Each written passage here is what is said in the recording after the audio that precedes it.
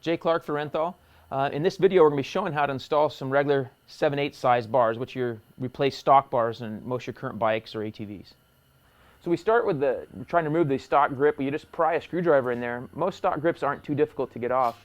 A little squirt of contact cleaner in there, and you can kind of twist it a little bit with your hand and squirt a little air in there. That'll spread it around, and then kind of twist the grip, and it'll start to turn, and you can just twist it right off. So if you get your stock grip off, then you're ready to start removing everything else off the bars. So in this case, what we're going to do right now is just loosen everything so that we don't have to completely replace as many things as we could. If we loosen everything, we'll be able to take them all off as we replace the bars. In this case, you would just replace these stock bars if they were bent, or you wanted a different bend of bars, so a different sweep, different angle of bars to run. Here we remove the bar pad so it's out of our way. So we've loosened the kill switch, and now we're loosening the clutch perch, and we're going to loosen the front brake and throttle.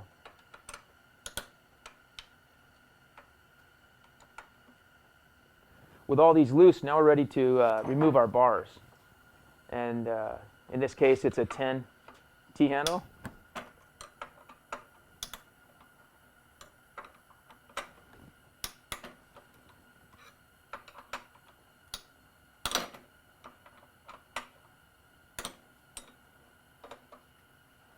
Now that they're all loose, they'll just come right off.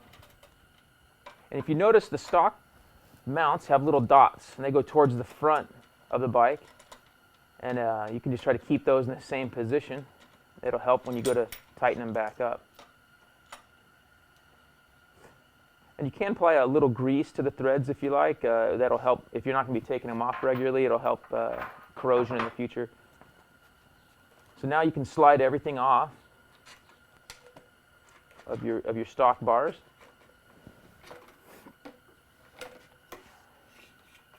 Off comes the kill switch, then off comes the stock clutch perch.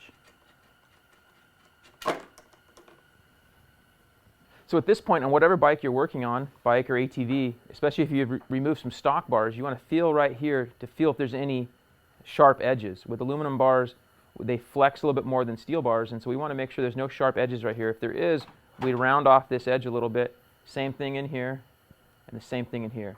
So in this case, all very smooth, straightforward, brand new bike, very simple.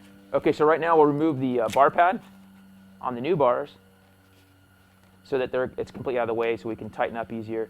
So in this case, since we removed everything without taking it off completely, we can just slide everything back on.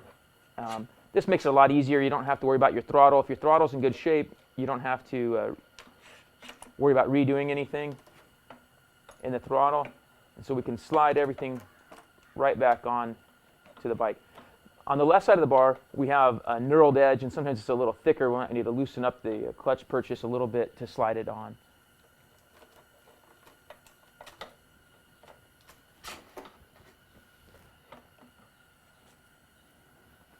So at this point now, we'll put our top caps back on with the little dot facing forward. And if you look, and it's always a good idea to have your stock OEM manual to get you the proper torque specs. In this case, there's 16 foot-pounds is what we'll be torquing these to. We like to dial the front ones in all the way first to where they're just about completely closed on the front of the bike, and then we can adjust the back to have about a millimeter gap or so. So you position the bars kind of to a neutral position to get started. If you're familiar with where you like them, you can move them forward. But to get started, just kind of a neutral position that's in line with the forks, straight up and down. And we're lining up the marks evenly from left to right of the bars. Just get them snug. At this point, a little easier to have a ratchet to get them down further. In this case, a torque wrench. You can tighten these down.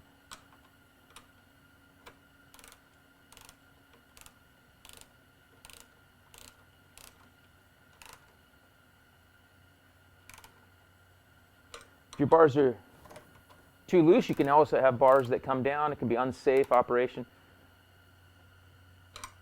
So at this point, we're going to tighten up our throttle. We bring it all the way in and move it out just a hair so that the throttle's not rubbing on the end of the bar. We snug up our throttle. And this is just, regular tight, not too tight. You don't want to strip anything out. And now, on most bikes, there's a spacer in between that will give you the proper distance. But usually it's about 1 inch to 1.25 inches away from the throttle to get your proper distance away so that you're nice and even and a good reach for your hand on the bars. Okay, so at this point, we're going to tighten up our clutch perch. It's a good idea to kind of hold the end of the lever in, and that gives you a distance that you want to be just a 1/4 inch to a 1/2 inch away from the end of the bar. Usually gives you about a good feel, and also helps prevent any damage if you, or I should say, maybe when you crash. And so now we'll add, last step is just putting our kill switch back on.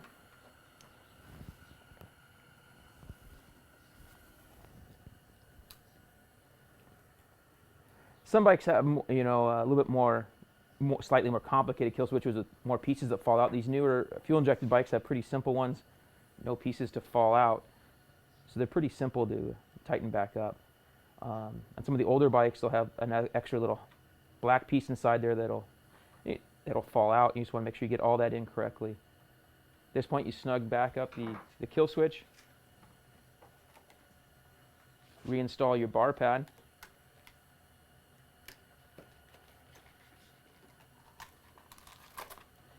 You want the Renthal facing out so that when you're getting photos from your, all your fans, that they can see it very nicely.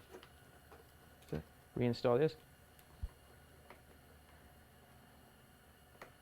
And of course, the only thing left would be to install new grips, which you can see in our grip video. And we're going to install our clips back on to keep the kill switch line out of the way.